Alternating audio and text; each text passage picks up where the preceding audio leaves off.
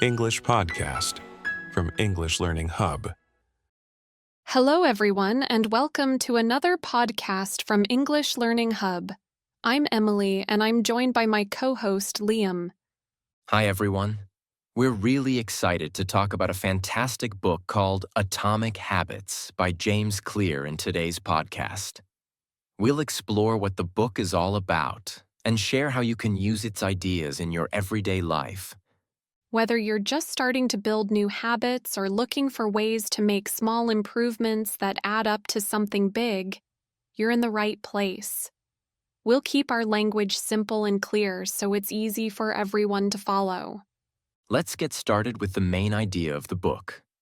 The title, Atomic Habits, is all about the power of tiny changes. Atomic means really small, and habits are the things we do every day. James Clear shows us that even tiny changes, when done regularly, can make a huge difference over time. Right. Imagine adding a single drop of water to a bucket every day. Eventually, the bucket fills up and overflows. The idea is that small actions, repeated consistently, can lead to amazing results. And the book breaks it down into 4 simple ideas: making the habit obvious, attractive, easy, and satisfying. Let's dive into what that means, starting with making your habit obvious. Making it obvious is really about creating clear reminders for yourself.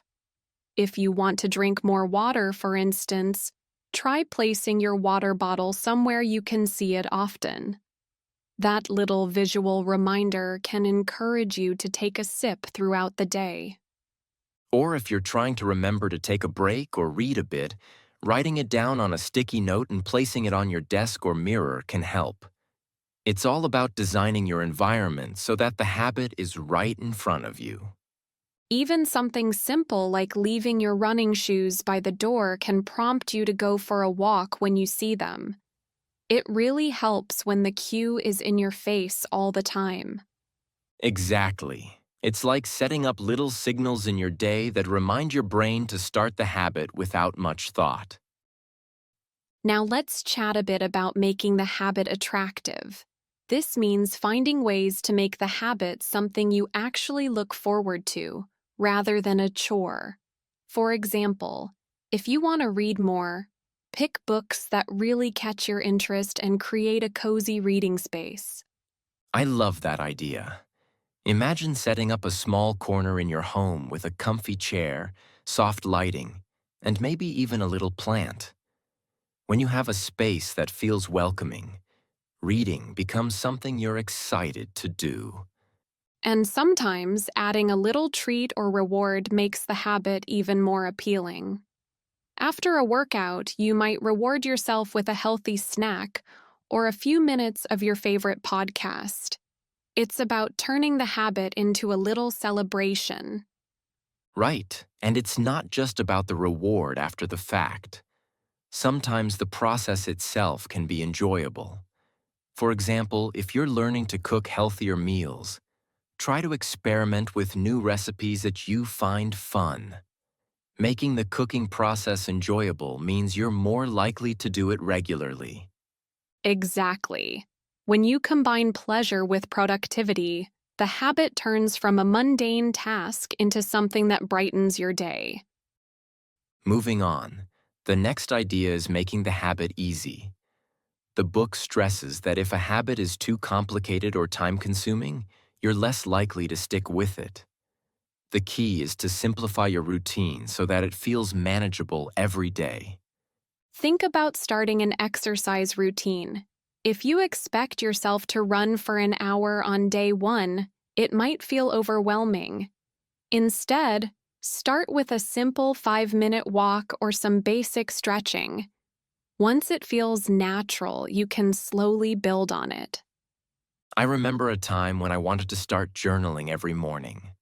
I would sit down with a big notebook and try to write pages and pages.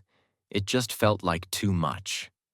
Then I decided to start by writing just 1 sentence a day. That small sentence eventually turned into a habit, and now I write a whole page almost every morning. That's a perfect example. It shows that by reducing the initial barrier, you make it so much easier to stick to your habit. Breaking a big goal into smaller steps is a game changer. And it's not just about reducing the effort required. Sometimes it's also about cutting out distractions. If you want to study, for instance, set up a dedicated space where you're free from interruptions.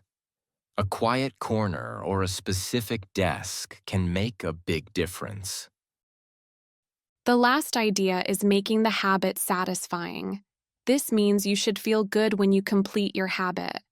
When that feeling of satisfaction hits, it creates a positive cycle that makes you want to do it again. I find this part really interesting. For example, when you save a little money each day, even if it's just a few dollars, seeing your savings grow can be incredibly satisfying. It gives you a real sense of accomplishment. And tracking your progress can be very powerful too. Some people like to mark a calendar every day they stick to their habit. Watching a chain of check marks grow can really boost your motivation. Yes, that visual reminder of your progress reinforces the behavior, and soon it becomes almost automatic. Your brain starts associating the habit with that good feeling. So, when you combine all these ideas, making your habit obvious, attractive, easy, and satisfying, you create a system that can transform your life over time. It's all about those little steps that build up into something significant. Absolutely. Instead of trying to change everything at once, it's about those tiny, manageable actions that add up. And with a bit of patience and persistence, even the smallest steps can lead to big changes. And the beauty of these principles is that they work for everyone. Whether you're aiming to get healthier, learn a new skill, or simply organize your day, these ideas can guide you on your journey. You know, I've seen this in action with my own routines. For example, a couple of years back, I decided I wanted to read more. I used to think, I don't have time to read a whole book, but then I started reading just one page every night before bed. Before I knew it, I was reading several books a year. It was all about making it so easy that it didn't feel like a burden. That's a great example. I had a similar experience with my morning routine. I used to hit the snooze button multiple times and my mornings were rushed. Then I started setting out my clothes the night before and placing a motivational note on my bedside table. Those small changes helped me wake up with a bit more purpose and calm. And sometimes it's these tiny adjustments that lead to other positive changes. Once you start with one small habit, you feel more confident in your ability to change, and then you begin adding other small habits that further improve your life. Let's talk a bit more about applying these ideas in real life. Think about exercise, for instance. If you want to start working out, you might set a rule for yourself. Every morning, as soon as you wake up, do a 5-minute stretch. It sounds so simple, but it really works. Eventually, that 5-minute routine can expand into a longer workout if you want. I have a friend who always talked about wanting to exercise more but never got started. One day, she decided to place her workout clothes next to her bed. Every morning, the sight of those clothes reminded her to do something active. At first, she just did a few stretches, but soon she began incorporating short walks and even some light jogging. Now she's more active than she ever thought she could be. And sometimes the habit isn't about doing something intense, it's about consistency. Like if you want to improve your language skills, you could learn one new word each day. Stick that word on your fridge, use it in a sentence, and by the end of the month, you'll have a little boost to your vocabulary. It may seem small, but it adds up over time. Exactly. And sometimes, making the habit social can really help too. I used to struggle with staying motivated for long study sessions. Then I joined a local book club. We met once a week to discuss what we were reading, and suddenly studying became a fun social activity rather than a lonely chore. Having others around you who are working towards similar goals can be incredibly encouraging. I remember a time when I wanted to get better at cooking healthy meals. I invited a couple of friends over for a cooking session, and we experimented with new recipes together. It turned out to be so much fun that it became a regular event. Not only did I learn new techniques, but the social aspect made the whole process enjoyable and sustainable. And there's also something to be said for the power of routine in our daily lives. Consider a morning routine that incorporates multiple small habits. For example, you could start by drinking a glass of water, doing a quick stretch, and then writing down one thing you're grateful for. It might take just 10 minutes, but it sets a positive tone for the day. I've seen routines like that make a huge difference. My neighbor started a simple morning routine where she listened to a favorite song while making her coffee. It's a small act, but it puts her in a good mood and helps her feel ready to tackle the day. Another real-life example is how some people use habit tracking apps. I have a friend who uses one to track his daily exercise and meditation. Every time he completes his habit, he logs it, and over time, he can see his progress. It gives him that extra push to keep going, even on days when motivation is low. It's amazing how technology can support these small changes. Whether it's an app, a journal, or even a simple calendar, tracking your progress can serve as a visual reminder of how far you've come. Let's also talk about some of the challenges that come with building new habits. We all have days when things don't go as planned. There are days when you might miss your workout or forget to read that one page. It's important to remember that a small setback doesn't mean failure. That's so true. I remember a time when I was trying to stick to a morning routine, and one week everything felt off. I was overslept, tired, and nothing worked as planned. Instead of beating myself up, I took a deep breath, reminded myself that setbacks are normal, and got back on track the next day. It's about progress, not perfection. And sometimes, those setbacks are opportunities to learn. Maybe you need to adjust your routine or find a different time of day that works better for you. Flexibility is key.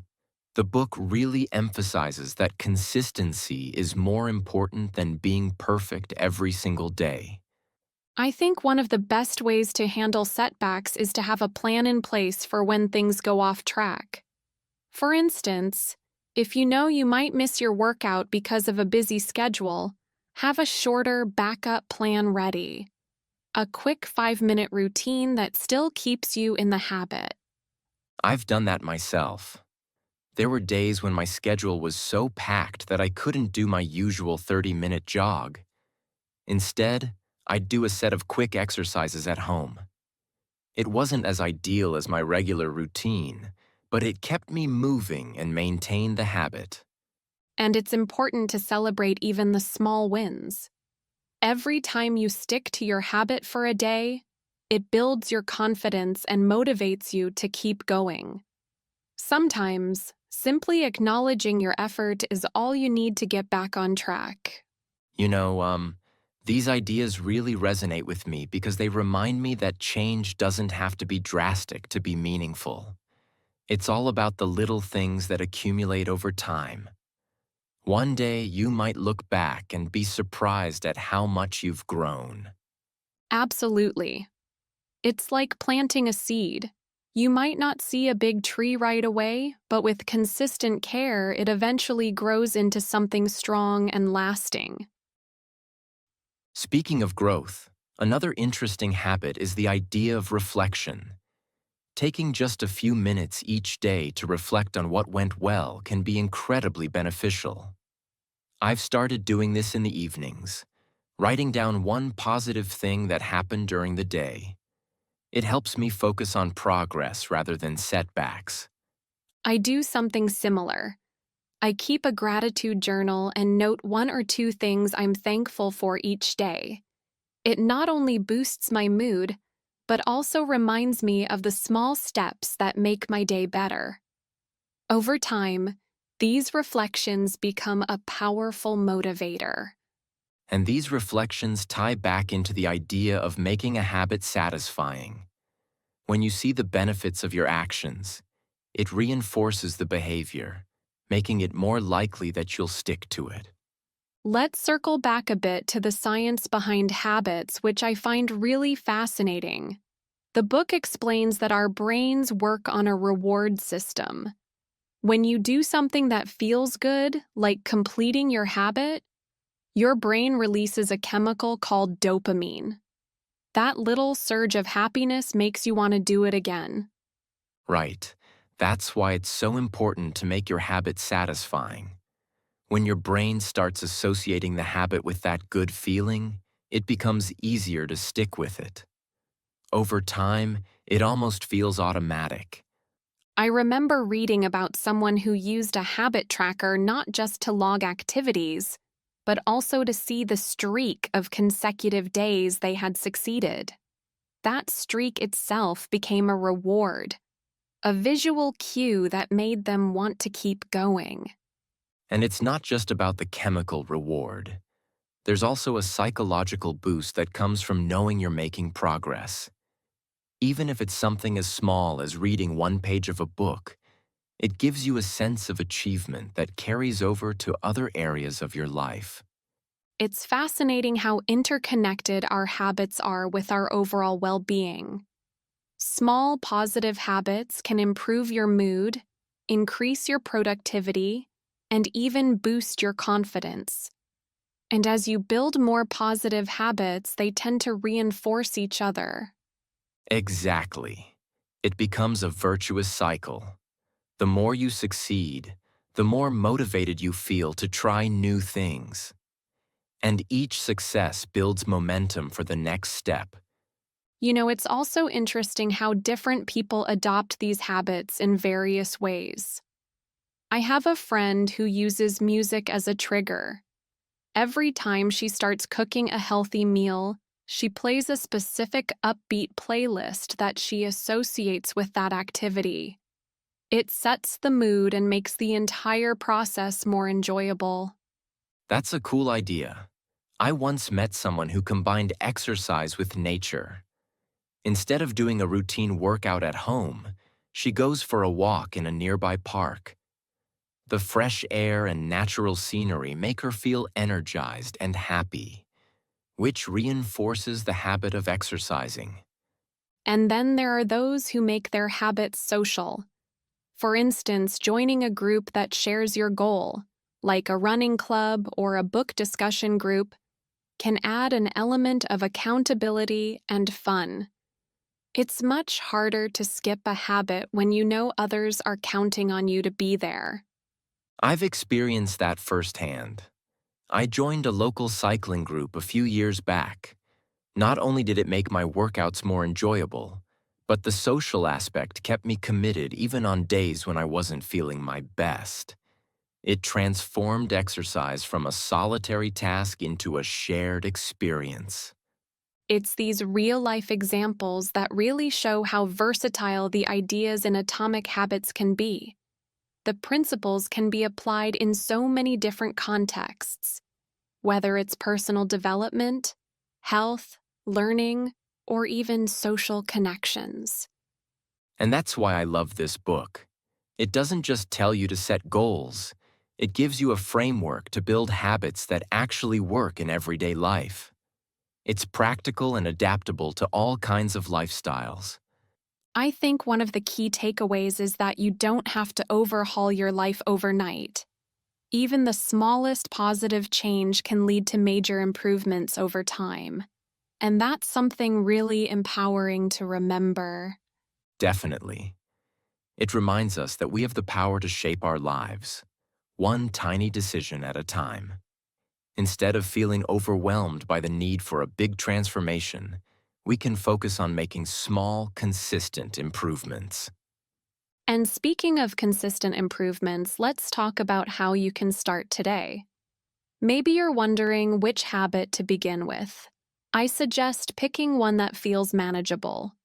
It could be something as simple as drinking an extra glass of water each day, reading a page of a book before bed, or even taking a short walk after lunch. I agree.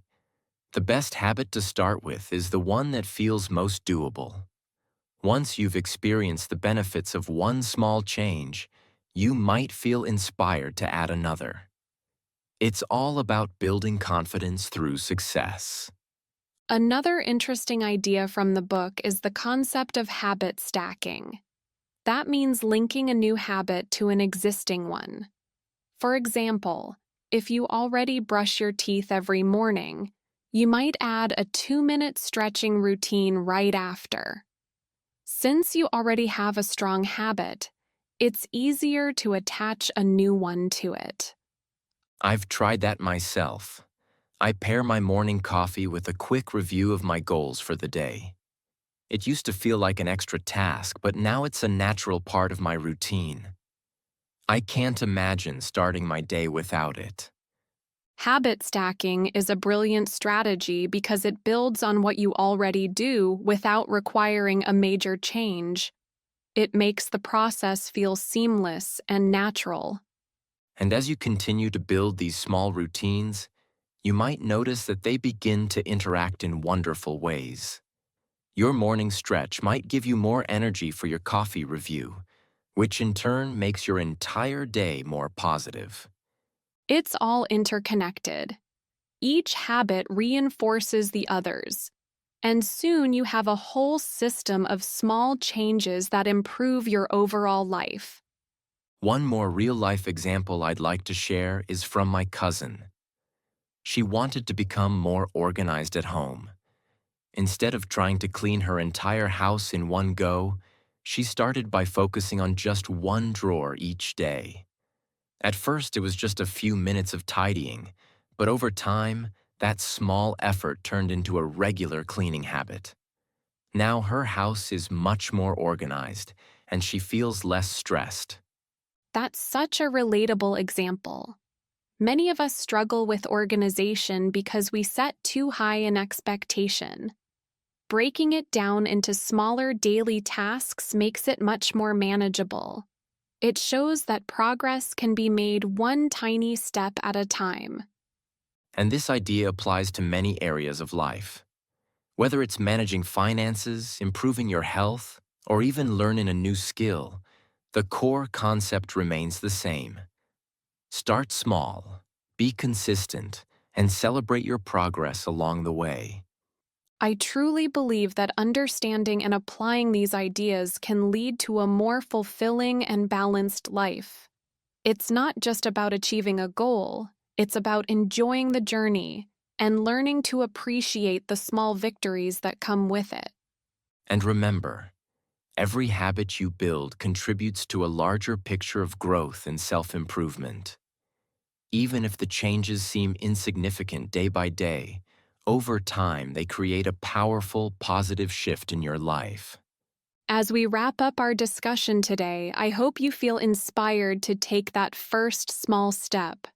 Choose one habit that resonates with you and start applying these principles. It might be challenging at first, but trust that with persistence, those tiny actions will add up to something truly transformative. Absolutely. Every day is a new opportunity to make a positive change.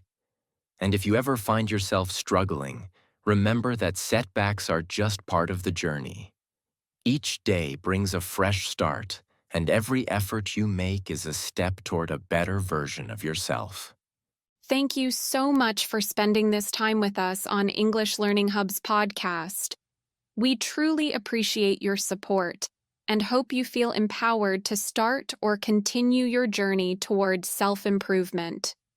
We hope you enjoyed our discussion on atomic habits and picked up some useful tips to help you make positive changes in your life.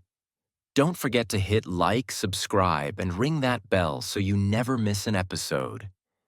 If you have any questions or want to share your progress, please leave a comment below.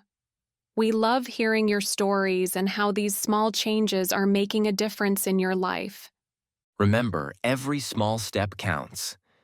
Keep building those good habits, and before you know it, you'll see those little changes add up to something truly amazing. Until next time, take care, keep growing, and enjoy the journey of self-improvement. We believe in you, and we're here to support you every step of the way. See you in our upcoming podcasts. Bye, everyone.